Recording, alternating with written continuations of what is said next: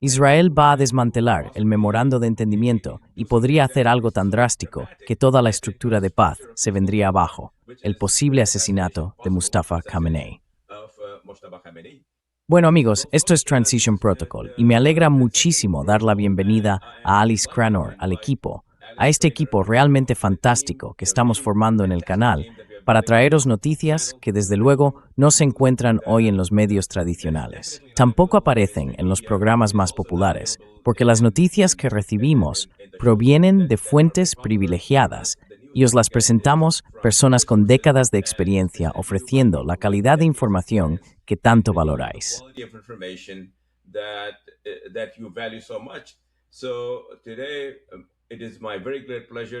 Hoy tengo el enorme placer de invitar a Alex Cranor a nuestra conversación. Si os gusta lo que veis, por favor, dadle al botón de suscribirse y al de me gusta, porque eso alimenta los algoritmos y nos permite tener el tipo de audiencia que hemos visto últimamente, algo nada común en las redes sociales. Hemos superado los 2 millones de visualizaciones en menos de 3 semanas y espero que os unáis a nosotros para escuchar lo que Alex tiene que contarnos. Le voy a pedir que se presente porque tiene una trayectoria muy interesante que quiero que conozcáis. Así que adelante, Alex, por favor, preséntate primero.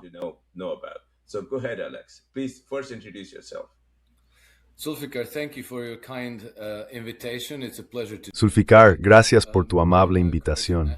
Es un placer acompañarte hoy. Soy ciudadano croata. Pasé muchos años en el comercio de petróleo, trabajando como analista del mercado petrolero.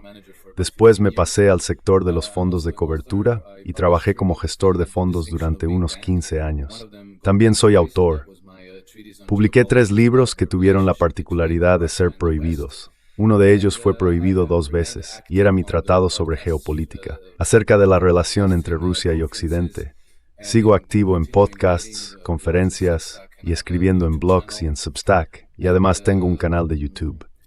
En resumen, eso soy yo. Soy de Croacia, vivo en Mónaco, y esa es más o menos mi historia en los pocos segundos que tenemos.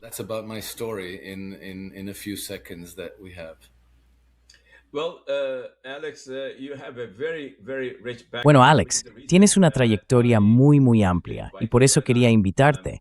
Y te agradezco que hayas aceptado nuestra invitación para acompañarnos. No somos muchos, pero diría que tenemos a los mejores.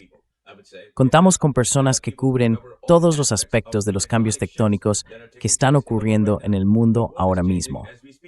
El mundo está cambiando mientras hablamos, y la experiencia que tú aportas es muy importante para que la gente pueda entender lo que está pasando y además adaptar sus vidas de la mejor manera posible para protegerse ante los cambios que se avecinan en la estructura geopolítica que, desde la Segunda Guerra Mundial, hemos visto desmoronarse y dar paso a una nueva.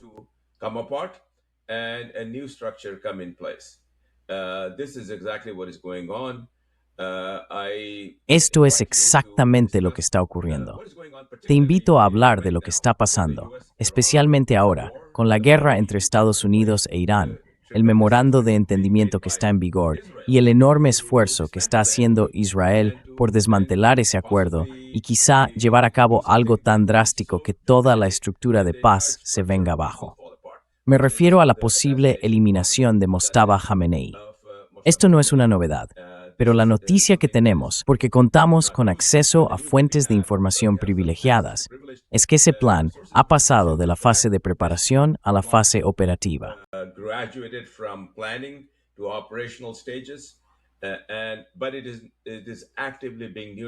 Pero ahora mismo se está neutralizando activamente, debido a la relación entre la inteligencia militar de Pakistán, el ejército pakistaní e Irán. El mariscal de campo Munir está en Irán en este momento. El primer ministro de Pakistán también está en Irán, igual que los líderes de quizá un centenar de países. Pero Israel hará lo que quiera hacer, porque considera que esto es algo que no puede tolerar, y quizá algo que podría desmantelar su estado colonizador. Así que te invito a que compartas tu punto de vista sobre ello.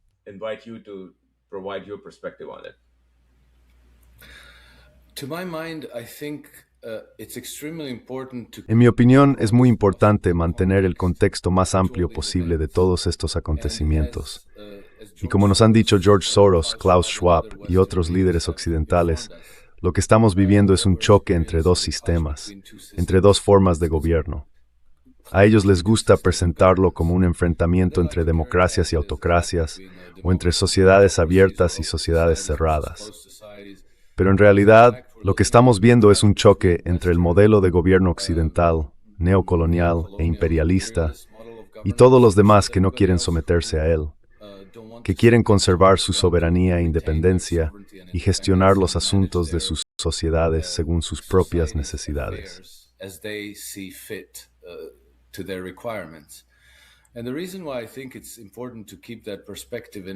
Y la razón por la que creo que es importante mantener esa perspectiva es porque el conflicto actual entre Estados Unidos e Israel, por un lado, e Irán por el otro, no es algo que, digamos, haya sido ideado por Donald Trump y Benjamin Netanyahu. Esto viene de mucho antes. Se remonta a décadas atrás, y sabemos que el propio Netanyahu ha intentado convencer prácticamente a cada administración durante su carrera de atacar a Irán por él.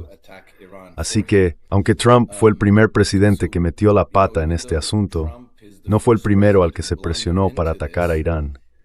De hecho, ya se le presionó para hacerlo en el verano de 2019, hace 5 años.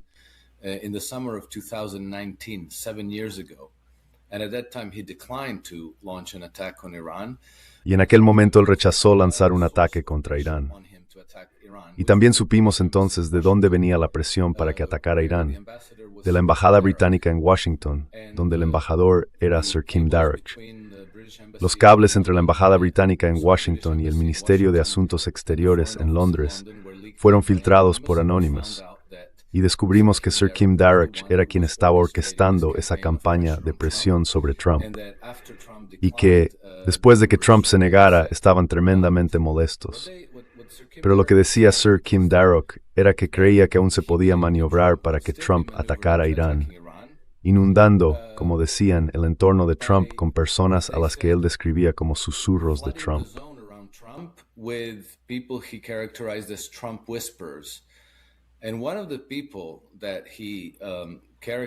Y una de las personas a las que él describió así fue Stephen Miller, que sigue siendo cercano a Trump.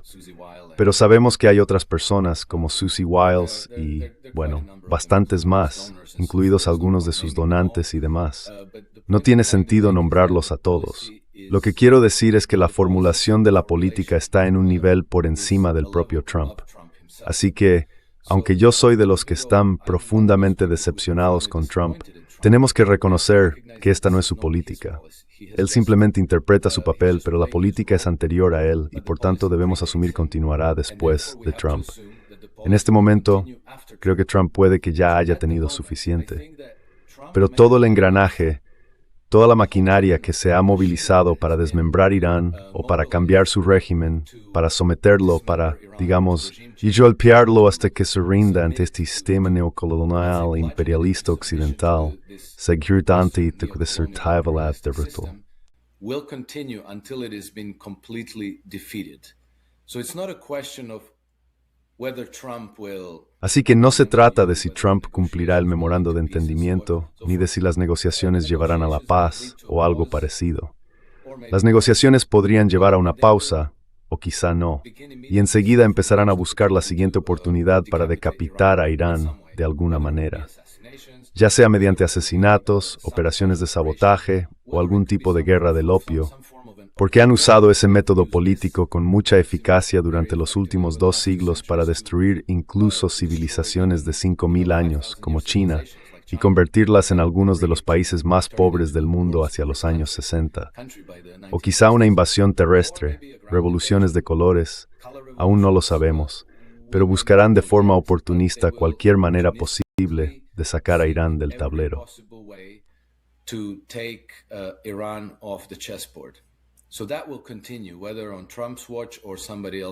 Así que eso va a continuar, ya sea bajo el mandato de Trump o bajo el de otra persona. Los acontecimientos que estamos viendo hoy son solo reajustes tácticos. pero este conflicto entre dos sistemas de gobierno va a seguir. Y creo que seguirá hasta que uno de los dos bandos haya sido completamente derrotado. En este sentido, también quiero subrayar que la guerra contra Rusia y Ucrania, la guerra contra el pueblo palestino y el libanés, y la guerra de Estados Unidos e Israel contra Irán son en realidad distintos frentes de batalla del mismo conflicto. Y ese, una vez más, es el conflicto entre dos sistemas. And that again is the conflict between two systems.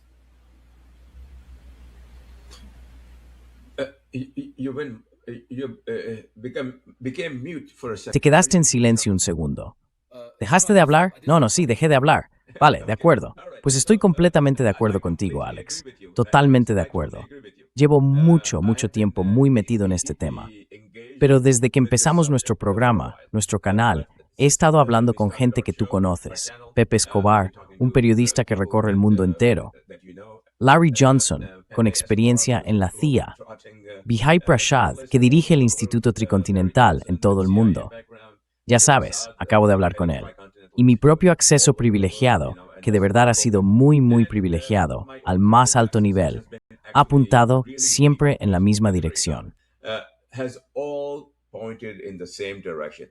Every single one of them in the same direction. Todos ellos señalaron exactamente en la misma dirección que acabas de mencionar, que se trata de un conflicto existencial entre dos sociedades distintas. Pero también me han indicado cuál es el bando ganador, y ese es China. Pakistán es el ejemplo perfecto de China. Pakistán está en primera línea. Todo el mundo ve a Pakistán. De hecho, el partido gobernante de Irán elogió a Pakistán en su parlamento, algo que casi nunca ocurre, por su papel en Pakistán. En el memorando de entendimiento, el presidente Xi Jinping visitó primero Islamabad poco después de firmarlo.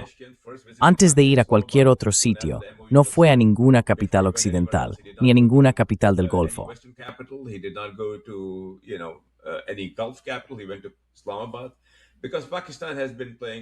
Fue a Islamabad, porque Pakistán ha estado desempeñando un papel importante.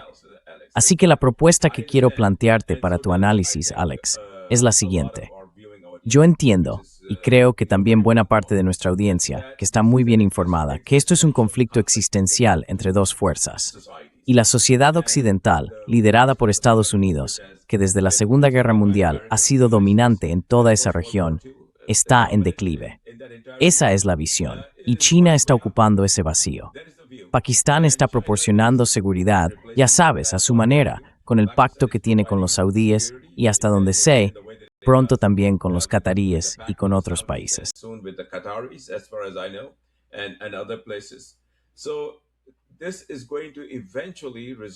Así que esto va a acabar provocando que China se convierta en la potencia dominante, no en el hegemón que han sido los Estados Unidos. Y por lo que yo entiendo, por todo lo que sé, es muy probable que eso ocurra bastante rápido, quizá dentro del próximo año o incluso antes. Las bases empezarían a cerrarse poco a poco, gradualmente, hasta que al final las bases estadounidenses desaparezcan. Entonces Irán emergería como una potencia dominante por derecho propio. Pakistán se convertiría en un proveedor neto de seguridad. China pasaría a ser el principal socio comercial de todos, que en realidad ya lo es. Y el orden económico mundial cambiaría. El petrodólar se derrumbaría. Eso sería un cambio tectónico. Afectaría a todo el mundo. Así que, por favor, ¿qué opinas? What do you think?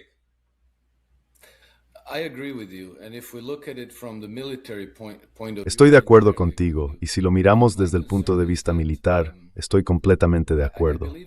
Mi preocupación es que creo ante todo que el conflicto no terminará con el fin de las operaciones militares, porque la otra parte, este sistema colonialista occidental, no necesita necesariamente derrotar a sus oponentes en el campo de batalla. Su modo de actuar ha sido desestabilizar gobiernos, y en ese sentido, no necesitan vencer a la Guardia Revolucionaria en combate. Les basta con desestabilizar al gobierno, derrocarlo y colocar en su lugar a un dirigente títere.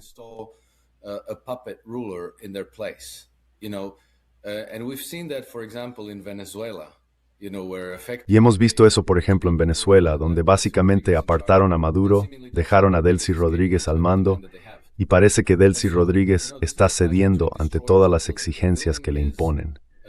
Así que ya sabes, esto es un choque entre destructores y constructores. Y construir es un proceso largo, lento, reflexivo y meticuloso. Destruir es fácil. Entonces tienes este lado occidental que tiene muchísimas formas de destruir sociedades. Si no pueden hacerlo militarmente, lo harán mediante asesinatos, guerras del opio o revoluciones de colores. Tienen muchos métodos. Y el mundo que está surgiendo, llamémoslo las integraciones multipolares, busca construir sociedades prósperas en todo el planeta, que comercien y cooperen como iguales, de una manera que respete.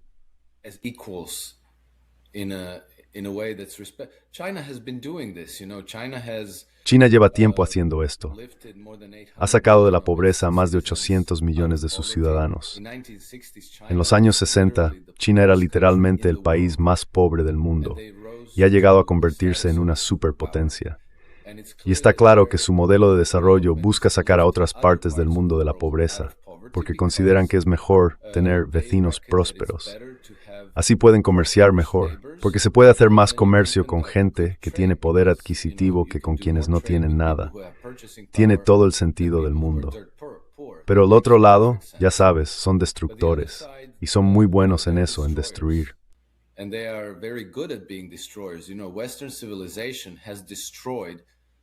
Sabes, la civilización occidental ha destruido 6 grandes civilizaciones indígenas en todo el mundo durante los últimos 5 siglos, y literalmente ha acabado con miles de culturas menores, reinos y poblaciones por todas partes. La civilización occidental es muy buena en lo que hace, es muy eficaz. Así que su derrota militar no será el final de la historia. Creo que los chinos, los iraníes y los rusos tienen que estar preparados para eso, pero creo que lo están. Pienso que entienden perfectamente la situación. Y por eso mismo la batalla continuará. El conflicto seguirá, quizá por otros medios, pero sin duda continuará.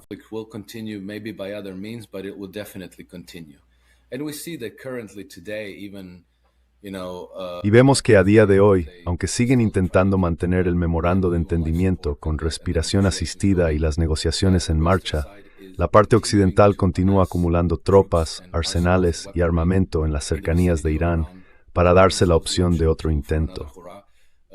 Me parece que el escenario más creíble ahora mismo es que están tratando de eliminar el elemento proiraní de Irak para preparar una especie de guerra Irán-Irak 2.0.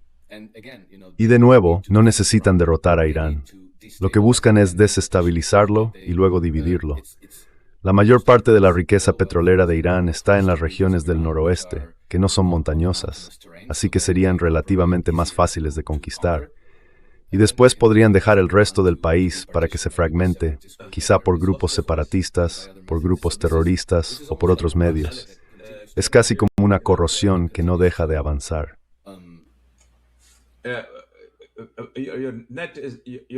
Tu conexión a Internet está un poco débil. Hemos perdido quizá un minuto de lo que estabas diciendo.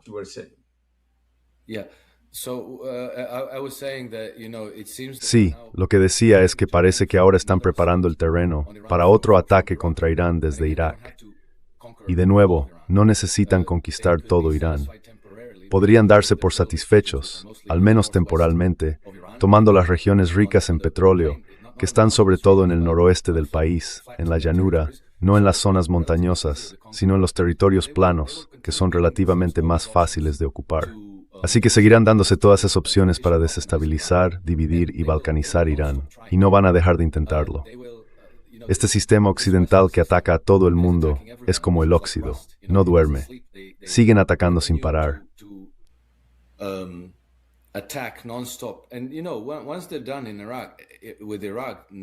Y una vez que terminen con Irak, nadie debería hacerse ilusiones de que entonces habrá paz y que todo el mundo volverá a comportarse bien. No, ya han dicho que lo siguiente será Turquía. Incluso decían que cuando acaben con Irán, irán a por Pakistán, que van a derribar a Pakistán, y obviamente todavía quieren derribar a Rusia. Y cuando terminen con Rusia, te aseguro que la idea es usar a Rusia contra China, del mismo modo que han usado a Ucrania contra Rusia. Así que usarían la fuerza humana y el armamento Rusia para destruir una vez más a China. Y creo que no se detendrán nunca hasta que sean completamente derrotados y despojados de su poder. Until they have been completely defeated and disenfranchised. Alex, I am so glad that Alex, me alegra mucho que hayas explicado en detalle cuál es el gran plan, porque yo dudaba en exponerlo por mi cuenta, aunque debo admitir que recibí información muy creíble de fuentes fiables de lo más alto de la comunidad de inteligencia. Mi relación con ellos es solo de amistad, nada más. Y me dijeron, literalmente, que ese es exactamente el plan. De hecho, incluso me comentaron que Estados Unidos se está preparando para ese ataque en algún momento del próximo invierno. Esa era la información que yo tenía, pero me resistía a compartirla con nuestra audiencia. Sin embargo, en el contexto de lo que acabas de decir, tiene todo, absolutamente todo el sentido que eso sea lo que van a intentar hacer. Perfect sense that this is what they are going to try to do. Now, the question that I wish to pose La pregunta que quiero plantearte es la siguiente. China es muy consciente de todo lo que está ocurriendo ahora mismo, extraordinariamente consciente. Y Pakistán y China están básicamente unidos de forma inseparable. Lo que han construido en Gwadar, que ahora está muy activo enviando todo tipo de mercancías a Irán, es uno de los puertos marítimos más profundos del mundo y puede manejar una cantidad enorme de tráfico. Así que, con el perfil de Pakistán, creciendo de manera extraordinaria, basándose en todo lo que han demostrado ser capaces de hacer y actuando en coordinación con China, con Rusia, respaldando todo esto, ¿cómo crees que va a desarrollarse esta situación? How do you see this thing playing out? It's very difficult to say, Zulfikar, because when we Es muy difícil decirlo, Zulfikar, porque cuando miramos sus planes militares, pueden estar completamente formulados. Incluso pueden haber sido acordados. Pero eso no significa necesariamente que vayan a llevarse a cabo. Si volvemos a los años 2021 o 2022, quizá recuerdes que en Estados Unidos todo el mundo hablaba de ir a la guerra contra China. Tuvimos testimonios de gente en el Congreso que hablaba con total seguridad, diciendo, estaremos en guerra con China en 2025. Marjorie Taylor Greene, por ejemplo, decía en algunos de esos comités del Congreso que hablaban como si ya fuera un hecho. Bueno, llegó el 2025, pasó, y todavía no ha ocurrido nada.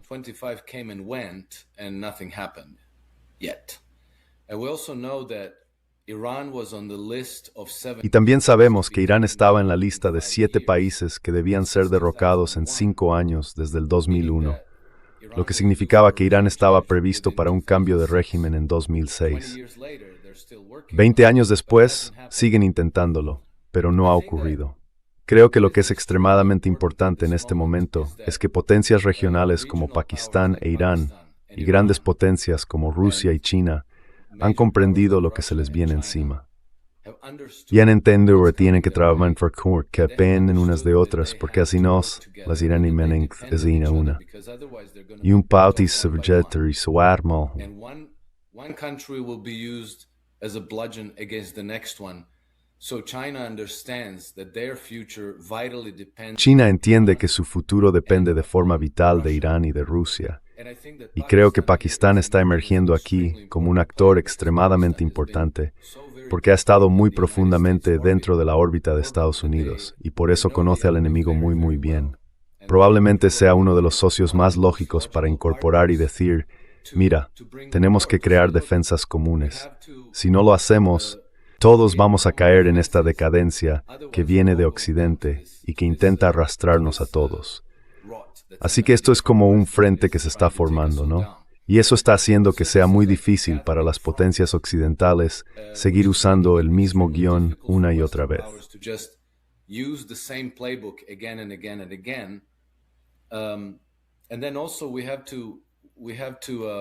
Y también tenemos que tener en cuenta que el simple hecho de que tú y yo podamos tener esta conversación ya cambia las cosas. Porque hasta hace, no sé, unos 20 o 30 años, bueno, vale, digamos 30 años, dependíamos literalmente de los periódicos, la televisión y la radio para saber qué pasaba en el mundo. Así que para quienes instigaban guerras, Era muy fácil controlar el relato, convencernos de que Rusia era el demonio, China era el demonio, Irán era el demonio, que teníamos que ir a la guerra contra ellos, movilizar a toda la sociedad, porque si no vendrían a por nosotros. La típica historia de los bárbaros a las puertas. Ahora eso es muchísimo más difícil, porque la gente, como decías, acude a las redes sociales para informarse.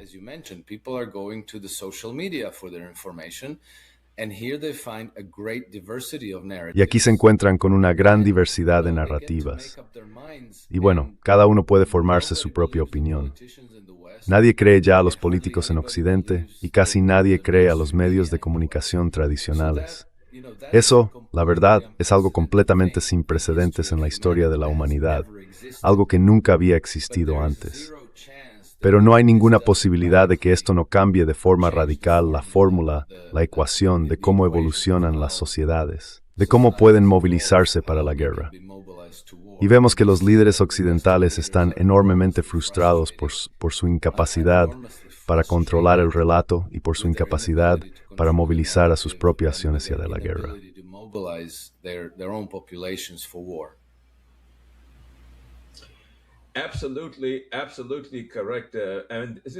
Exactamente, totalmente cierto. Y es una observación muy inteligente, Alex. Me alegra mucho que estés expresando lo que queremos decir, pero desde otra perspectiva. Esa fue precisamente la razón por la que te invité, porque tienes una visión diferente y estás en Europa. Ya sabes, el hermano gemelo de Estados Unidos, que está en declive, y Europa también lo está. Yo por mi parte he tenido la suerte de haber nacido en la India, de haberme criado en Pakistán durante un tiempo, pero de haber vivido en Occidente, en Estados Unidos, casi toda mi vida adulta. Estudié aquí, fui a la universidad aquí, he viajado mucho, una y otra vez, pero sigo manteniendo lazos con lo que podríamos llamar mi tierra natal, tanto en Pakistán como en la India.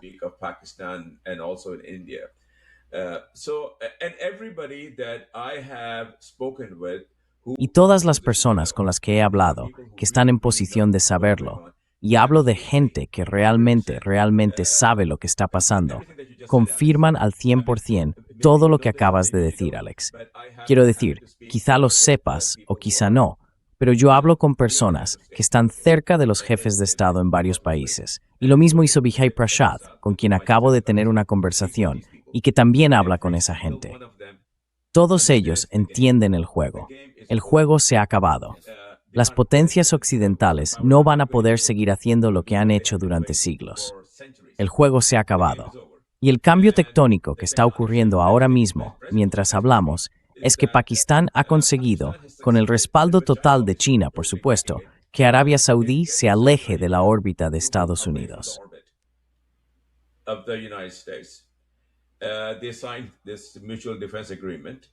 Firmaron este acuerdo de defensa mutua, que aunque mucha gente no lo sabe, se ha ampliado recientemente para incluir un paraguas nuclear que tiene Pakistán.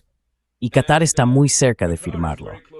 Pakistán mantiene una relación muy estrecha con Turquía en el desarrollo de cazas de sexta generación, muy avanzados, y se está moviendo claramente en la dirección de la que estamos hablando. Por eso resulta tremendamente frustrante para las potencias occidentales lograr lo que quieren conseguir. Así que la pregunta es, ¿cuál es tu valoración sobre estos regímenes del Golfo, que hasta ahora han sido estados vasallos?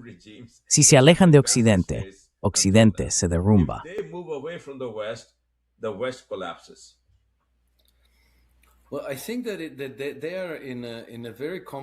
Bueno, creo que están en una posición muy complicada, en gran parte por culpa suya también, porque hicieron un pacto con el diablo. Aceptaron comerciar sus exportaciones en dólares estadounidenses. Aceptaron la creación del sistema del petrodólar, y ahora están atrapados. Además, han usado esos dólares para comprar protección a Estados Unidos. Es una especie de red de protección que pensaban que era sólida, pero ahora se dan cuenta de que era completamente falsa. Era solo un mito bonito. Y ahora la mayor parte de su riqueza está en instituciones financieras occidentales. Y esas instituciones, junto con los gobiernos que las respaldan, no dudan en decirles, si nos lleváis la contraria, os quitaremos vuestra riqueza.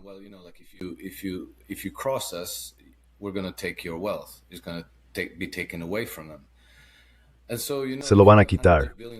Y claro, si tienes cientos de miles de millones de dólares depositados en el Banco de la Reserva Federal de Estados Unidos, y el gobierno estadounidense te dice, ahora vas a permitir que usemos tu territorio para atacar a Irán, o si no, pues piensan, bueno, quizá tengamos que taparnos la nariz y aceptar, porque a lo mejor esto sale bien y todos vivimos felices para siempre.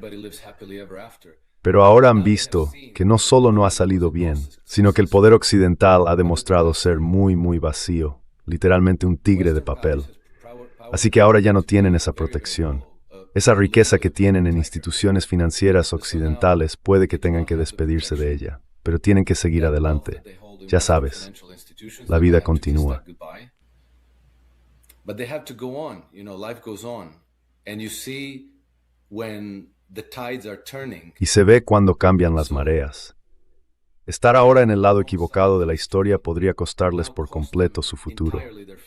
Así que están empezando a darse cuenta de que si quieren protección, quizá la mejor opción sea reformar por completo la arquitectura de seguridad de su región. La antigua arquitectura de seguridad, que en realidad era una arquitectura de inseguridad, era la continuación de 200 años de geopolítica británica.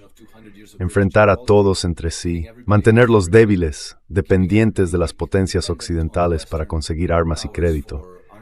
En cambio, si cooperan con sus vecinos, los iraníes, los pakistaníes, los turcos, si todas esas potencias regionales colaboran entre ellas, entonces serán fuertes y podrán resistir la presión de Occidente. Y creo que eso está empezando a calar en todo el mundo.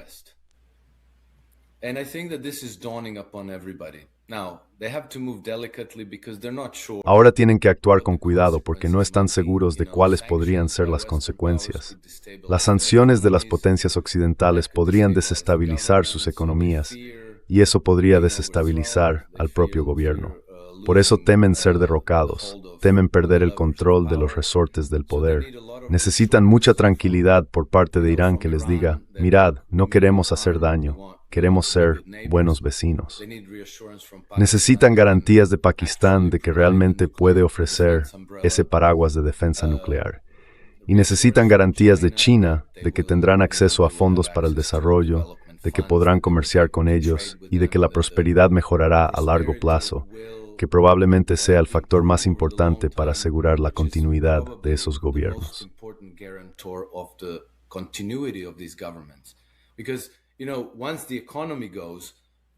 Porque claro, cuando la economía se viene abajo, todo lo demás puede seguir el mismo camino. Así que bueno, China y Rusia son quizá los socios más importantes aquí, las garantías de que mantendrán la región estable y de que seguirán aumentando la prosperidad de sus propias poblaciones. Esto va a ser un proceso. No es algo que de un día para otro se cambie como si se apretara un interruptor y todo el mundo diga, vale, adiós a Estados Unidos, nos pasamos completamente al otro lado. Es complicado. Está el Fondo Monetario Internacional, está el Banco Mundial, hay deudas que hay que atender y devolver.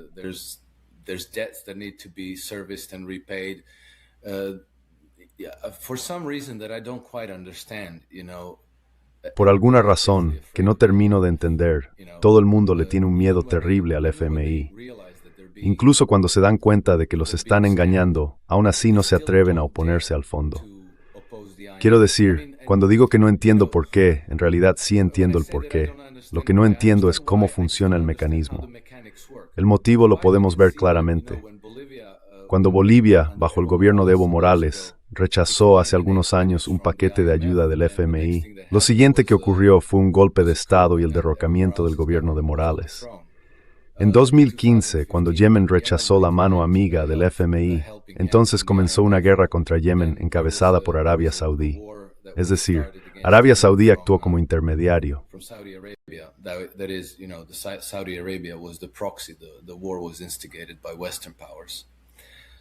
La guerra fue provocada por las potencias occidentales. Así que claro, la idea de darle la espalda a esas potencias y a las instituciones occidentales impone bastante respeto. Todos esos jefes de Estado saben perfectamente a qué se enfrentan, pero temen los resultados imprevistos y las consecuencias no deseadas. Aún así, ven de dónde sopla el viento. Creo que el proceso llevará tiempo, y que hará falta, una vez más, conseguir que Turquía se sume por completo, obtener garantías de Irán de que actuará como garante de la estabilidad y la paz en la región, garantías de Pakistán en la misma línea, y también de Rusia y China de que el desarrollo económico y la prosperidad continuarán incluso sin la participación de las potencias occidentales. Even without the involvement of Western powers. That is exactly the read that I have. Exactamente esa es también mi lectura, Alex, 100%. De verdad, no podría haberlo dicho mejor que tú. 100%. Cada vez que hablo con gente que también está observando esto, gente muy informada, se quedan sorprendidos de que esos estados vasallos estén dando un giro.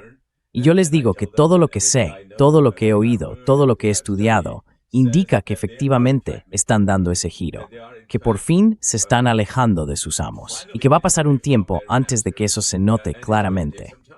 Y tú lo has explicado muy bien. Esos cambios van a llevar tiempo, porque todos esos dirigentes lo entienden, y algunos de ellos incluso lo han vivido en carne propia. And some of them have experienced it also.